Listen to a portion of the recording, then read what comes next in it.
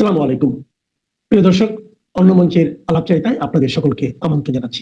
এই মুহূর্তে আপনাদের সামনে কথা বলতে এসেছি একটি আলোচিত বিষয় নিয়ে। ডিপ স্টেটের ষড়যন্ত্র ফাঁস করছে কেন আসিফ মাহমুদ সজীব ভুইয়ারা? দর্শক, 2024 সালের যে জুলাই, অগাস্ট এবং অগাস্টের 5 তারিখে চূড়ান্তভাবে সেই সময়ের নির্বাচিত সরকার আওয়ামী লীগ সরকারের যে পতন হলো, এটা আমরা গত 1.5 বছর যাবতই বলে আসছি যে এটা কোনো অভ্যুত্থান ছিল না, এটা কোনো আন্দোলন ছিল না, এটা ছিল ষড়যন্ত্র। কাদের ষড়যন্ত্র?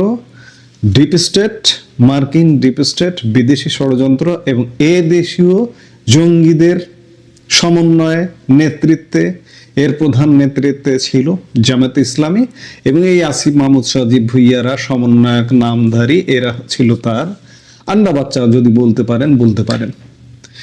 আপনারা খেয়াল করেছেন সেই সময় অসংখ্য প্রায় 1.5 শতাধিক সমন্বয়ের কথা বলা হতো। আপনি কি সেই 1.5 শতাধিক সমন্বয়ের মুখ দেখেছেন, চেহারা দেখেছেন? পুরোপুরি বিষয়টা ষড়যন্ত্রের ছিল। আজকে আসিফ মাহমুদ সজীব ভুইয়া সেই সময়ের একজন প্রথম সারির, সামনের সারির একজন, এবং বিগত ইউনূস সরকারেও উপদেষ্টা হিসেবে দায়িত্ব পালন করেছেন। আজকে তারা গোমর ফাঁস করে দিচ্ছেন। আজকে কেন গোমর ফাঁস করছেন? আজকে বলতে পারেন যে হতাশা থেকেই তারা তাদের গোমর ফাঁস করছেন। বাংলাদেশের রাজনীতিতে এক চাঞ্চল্যকর তথ্য ফাঁস করেছেন গতকাল এনসিপির মুখপাত্র ও অন্তর্বর্তী সরকারের সাবেক উপদেষ্টা আসিফ মাহমুদ সজীব ভুইয়া। তিনি দাবি করেছেন 2029 সাল পর্যন্ত ক্ষমতায় থাকার জন্য তাদের কাছে এক বিশেষ ডিপ স্টেট স্ট্র্যাটেজি বা কৌশল প্রস্তাব করা হয়েছিল, যেখানে আদালতের মাধ্যমে প্রতিপক্ষকে দমিয়ে রাখার নীল নকশাও ছিল। কেন তারা এই ক্ষমতা নিলেন না? কেনই বা তারা এখন হতাশাগ্রস্ত বলে মনে করা হচ্ছে? এই মুহূর্তের ভিডিওতে আমরা আসিফ মাহমুদের প্রতিটি বক্তব্য ধরে ধরে পেছনের গভীর রাজনীতি বিশ্লেষণ করব। শেষ পর্যন্ত আমাদের সাথেই থাকুন। আসিফ মাহমুদ সজীব ভুইয়া 26শে মার্চ গতকাল স্বাধীনতা দিবসের এক আলোচনা সভায় সরাসরি অভিযোগ করেছেন। তিনি বলেছেন, আমরা যখন সরকারের দায়িত্ব ছিলাম, শুরুর দিকে আমাদের বিভিন্ন শক্তিশালী ইনস্টিটিউশন, যাদের আসলে ডিপ স্টেট বলা হয়, তাদের থেকে আমাদের অফার করা হয়েছিল, আপনারা শেখ হাসিনার যে মেয়াদ আছে 2029 সাল পর্যন্ত আপনারা শেষ করেন, আমরা আপনাদের সহযোগিতা করব।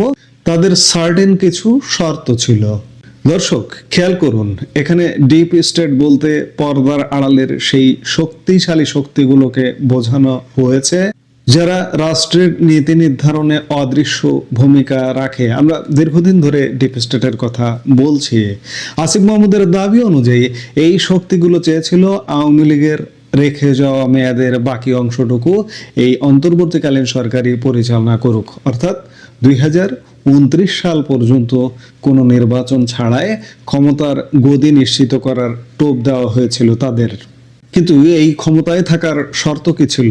আসিফ মাহমুদ সজীব ভুইয়া বলেছেন, তাদের কিছু কিছু জায়গায় ফ্যাসিলিটেট করা, এবং তারা রোড ম্যাপও করে নিয়েছিল যে বিএনপি নেতাদের তো সাজা আছে, সাজা থাকলে সাধারণভাবে নির্বাচন দিলেও তারা নির্বাচন করতে পারবে না। আপনারা তো জানেন সেটা কিভাবে করা যায়, আদালতের ডেট ঘুরিয়ে ঘুরিয়ে। খেয়াল করুন, এটি অত্যন্ত ভয়াবহ একটি তথ্য। এখানে বোঝা যাচ্ছে বিচার বিভাগকে ব্যবহার করে কিভাবে রাজনৈতিক প্রতিপক্ষকে নির্বাচনের বাইরে রাখা যায় সেই সব তৈরি ছিল।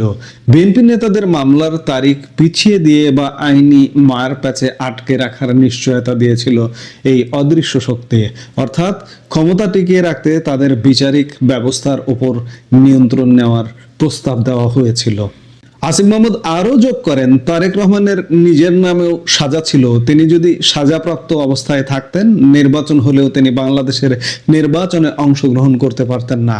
তারা পুরো স্ট্র্যাটেজি আমাদের সাজিয়ে দিয়েছিল, কিভাবে ক্ষমতায় থাকা যায়, তাদের সঙ্গে এক ধরনের নেগোসিয়েশন, সমঝোতার ভিত্তিতে।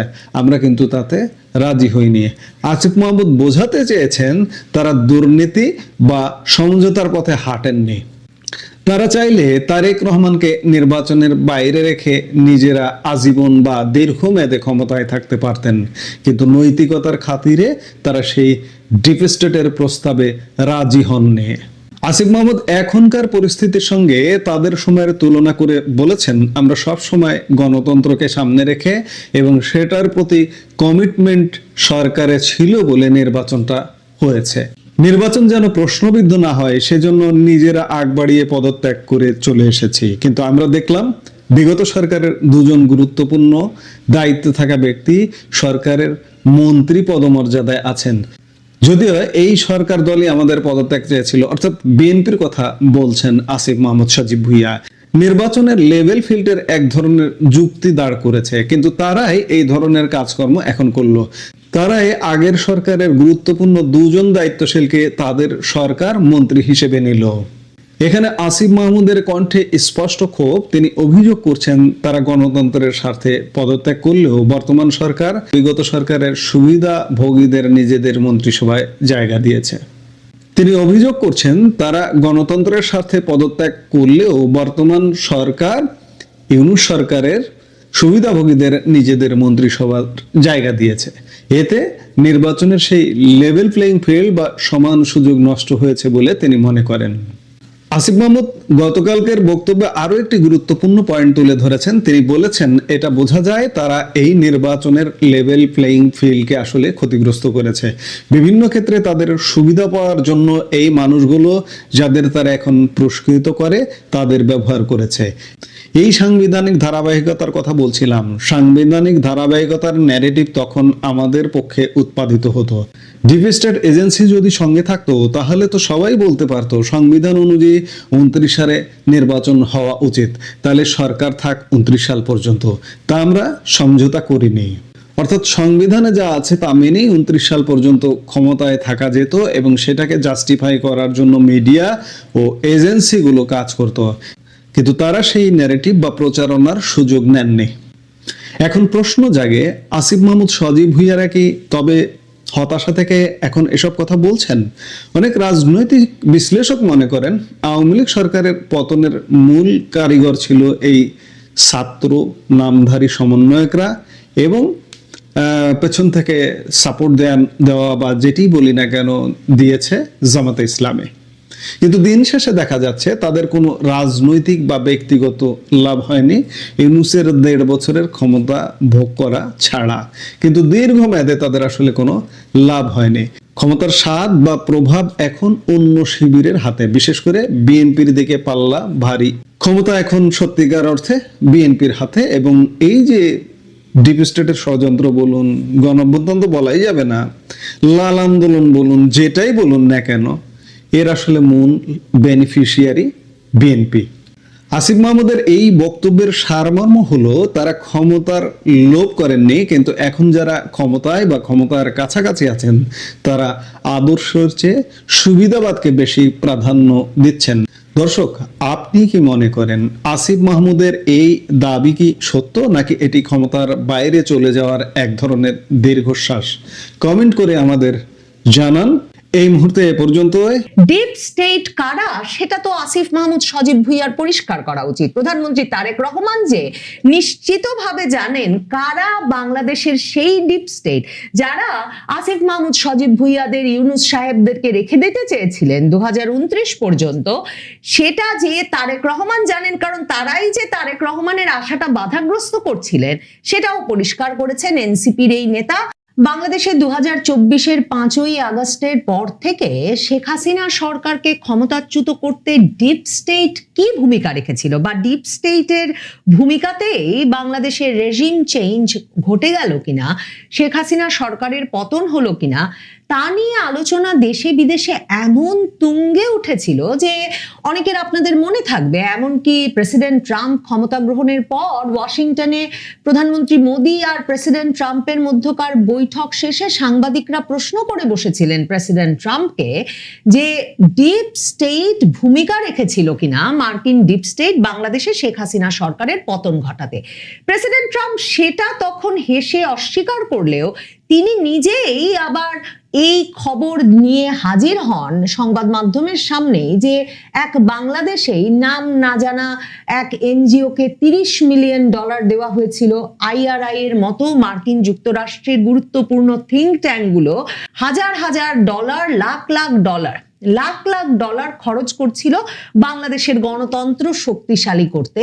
এমন নানাভাবে যে রেজিম চেঞ্জকে উৎসাহিত করা হচ্ছিল, সেটা এমনকি মার্কিন যুক্তরাষ্ট্রের বিখ্যাত অধ্যাপক জেফ্রি স্যাক্স বলে বসেন যে পাকিস্তানে ইমরান খান সরকারকে সরাতে আর বাংলাদেশে শেখ হাসিনা সরকারকে সরাতে একইভাবে মার্কিন ডিপ স্টেট কাজ করেছে। মার্কিন যুক্তরাষ্ট্র থেকে এই ডিপ স্টেট শব্দটি সারা পৃথিবীতে ছড়িয়ে পড়ে। মার্কিন যুক্তরাষ্ট্রে ডিপ স্টেট বলতে একটা ছায়া সরকারকে বোঝানো হয়, যেখানে যুক্তরাষ্ট্রের সরকারি কর্মকর্তা, বেসরকারি কর্মকর্তা, অত্যন্ত প্রভাবশালী ধনকুবেররা, বৃত্তশালী ব্যক্তিবর্গ সহ নানা প্রভাবশালী ব্যক্তিবর্গরা মিলে একটা নেটওয়ার্ক গড়ে তোলেন, যেই নেটওয়ার্কে আবার FBI, CIA এর গোয়েন্দারাও থাকেন এবং তারা রাজনৈতিক সরকারের সমান্তরালে কাজ করে যুক্তরাষ্ট্রের নীতি এবং সারা পৃথিবীর রাজনীতি নিয়ন্ত্রণের একটা চেষ্টা করেন। আর ডিপ স্টেট তো শুধুমাত্র যুক্তরাষ্ট্রে কাজ করে না, সব দেশেই এই সামরিক, বেসামরিক গোয়েন্দারা, প্রভাবশালী ব্যক্তিবর্গ, বিত্তশালীরা, সুশীল সমাজের প্রতিনিধিরা, যারা রাজনীতি এবং দেশটা কিভাবে চলবে সেই নীতিকে প্রভাবিত করতে চান, তারা মিলেমিশে নেটওয়ার্ক তৈরি করে নানা রকম চেষ্টা, তদবির, আপনার ভাষায় আপনি যদি বলতে চান ষড়যন্ত্র চালান বটে।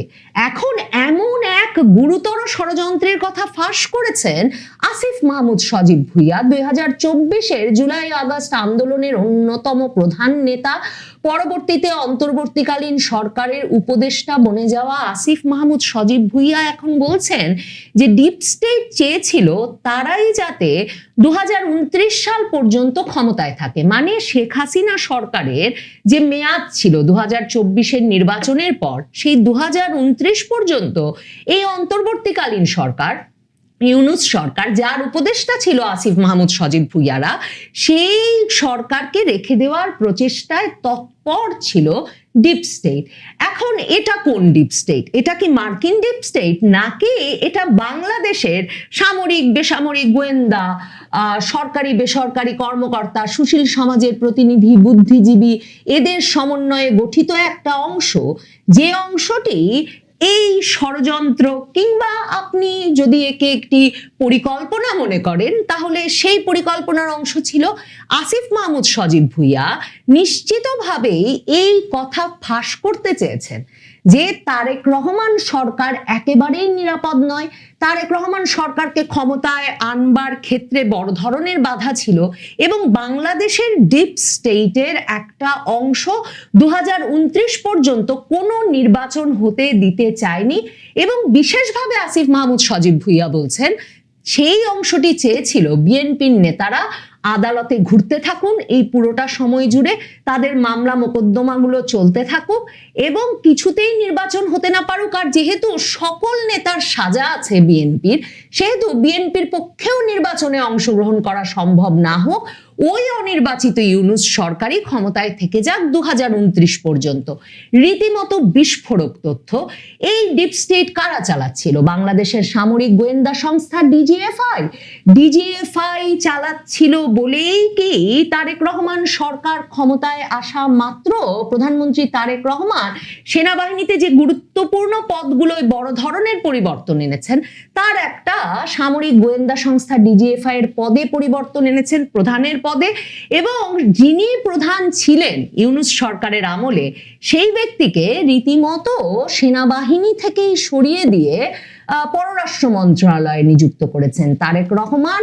পররাষ্ট্র মন্ত্রণালয়ে নিযুক্ত করেছেন সেনাবাহিনীর আরেকজন গুরুত্বপূর্ণ ব্যক্তিকে, যিনিও ইউনূস সরকারের সঙ্গে মিলে সেনাবাহিনীর ভেতরেই আরেকটা সমান্তরাল নেতৃত্ব তৈরি করছিলেন। এবং ইউনূস সাহেব এবং খলিলুর রহমান, জাতীয় নিরাপত্তা উপদেষ্টা, তারা বারবার চাইছিলেন যে এই ব্যক্তিকে সেনাপ্রধান ওয়াকারুজ্জামানের স্থলাভিষিক্ত করতে।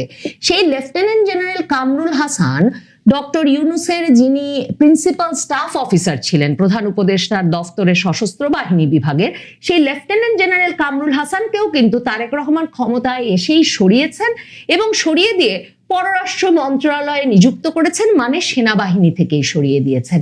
এখন ডিপ স্টেটের যে বিপদ, যারা তারেক রহমানকে ক্ষমতায় আসতে দিতে বাধাগ্রস্ত করতে চেয়েছিল উপদেষ্টা আসিফ মাহমুদ সজীব ভুঁইয়ার কথা অনুযায়ী, তাদের থেকে যে বিপদ, সে বিপদকে এই দুজন ব্যক্তি, তখনকার ডিজিএফআই প্রধান আর তখনকার পিএসও কামরুল হাসান, এই দুজনকে সরিয়ে দিয়েই এক রকমের অবসান হলো। তারেক রহমান কি নিরাপদ হলেন? 2029 পর্যন্ত তারেক রহমানকে কি ক্ষমতায় থাকতে দেবে ডিপ স্টেটের এই অংশ? আসিফ মাহমুদ সজীব ভুঁইয়া বলছেন, জাতীয় নাগরিক পার্টির এই মুখপাত্র, তিনি মহান স্বাধীনতা দিবস উপলক্ষে এনসিপির কেন্দ্রীয় কার্যালয়ে অনুষ্ঠিত এক বিশেষ আলোচনা সভায় বলে বসেন যে ডিপ স্টেট তাদেরকে 2029 সাল পর্যন্ত ক্ষমতায় থাকার প্রস্তাব দিয়েছিল। আসিফ মাহমুদ সজীব ভুঁইয়া বলেন, আমরা যখন সরকারের দায়িত্বে ছিলাম, অন্তর্বর্তী সরকারের শুরুর দিকে আমাদেরকে বিভিন্ন শক্তিশালী ইনস্টিটিউশন, যাদেরকে ডিপ স্টেট বলা হয়, তাদের থেকে আমাদের অফার করা হয়েছিল, আপনারা শেখ হাসিনার যে মেয়াদ আছে 2029 সাল পর্যন্ত শেষ করেন, আমরা আপনাদের সহযোগিতা করব। এখন ওয়াকারুজ্জামানকে এই সন্দেহ থেকে পুরোপুরি দূরে রাখা যায়, কারণ মনে করে দেখেন, ওয়াকারুজ্জামানের বিরুদ্ধে হাসনাত আব্দুল্লাহ আর এই আসিফ মাহমুদ সজীব ভুঁইয়া 2025-এর ফেব্রুয়ারিতে সোচ্চার হয়ে ওঠেন, যখন হাসনাত আব্দুল্লাহ স্ট্যাটাস দিয়ে বলেন যে ওয়াকারুজ্জামান সেনা সদর দফতরে তাকে আর সার্জিসকে ডেকে নিয়ে এই আহ্বান জানিয়েছেন যে দ্রুত একটা নির্বাচন অনুষ্ঠান করা দরকার এবং সেই নির্বাচনে রিফাইন্ড আওয়ামী লীগকেও অংশগ্রহণের সুযোগ দেওয়া উচিত। এবং তখন আসিফ মাহমুদ সজীব ভুঁইয়া কিন্তু সংবাদ মাধ্যমে সঙ্গে সাক্ষাৎকার দিয়ে এই ওয়াকারুজ্জামান সেনাপ্রধান যে কিছুতেই অন্তর্বর্তীকালীন সরকারের প্রধান হিসেবে ডক্টর ইউনূসকে মানতে চান নাই, ডক্টর ইউনূসকে কনভিক্টেড বা দণ্ডপ্রাপ্ত আসামি হিসেবে বিবেচনা করেছেন, এমন নানা তথ্য তুলে ধরেন।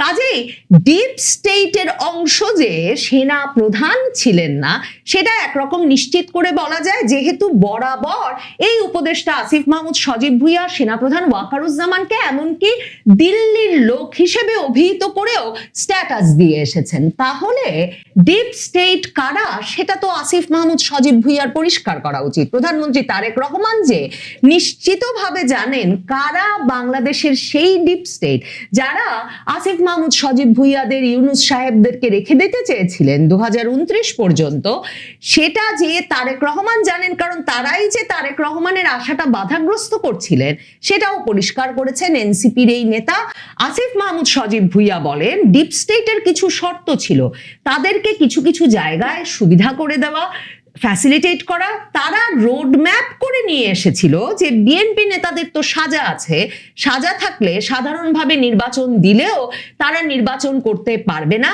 আদালতের তারিখ ঘুরিয়ে ঘুরিয়ে তাদের সাজাগুলো আদালতের মাধ্যমে দীর্ঘ করা।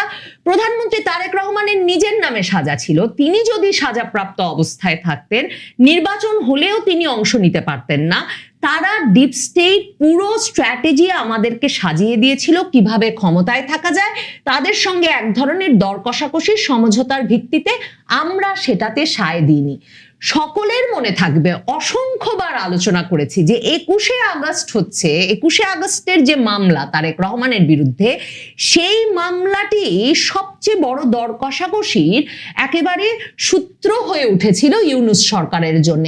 2025-এর সেপ্টেম্বরে এসে তারেক রহমান, লুৎফুজ্জামান বাবর এরা আপিলের রায়ে খালাস বহাল থাকে বটে তাদের 21শে আগস্ট মামলাতেও, কিন্তু মনে রাখতে হবে সরকার পক্ষ রিভিউ করার সুযোগটা কিন্তু খোলা রাখেন এবং এরপরেও 2025-এর সেপ্টেম্বরে খালাসের রায় বহাল থাকলেও বলা হয় পূর্ণাঙ্গ রায় পাওয়ার পর রাষ্ট্র সিদ্ধান্ত নেবে যে আপিল তো তারা আগে করেছেই, খালাসের রায়ের বিরুদ্ধে, এবং সেই শুনানি চলে কয়েক মাস ধরে তারেক রহমানের বিরুদ্ধে 21শে আগস্টের মামলা চলতে পেরেছে এবং তারেক রহমানের দেশে ফেরা বাধাগ্রস্ত হয়েছে।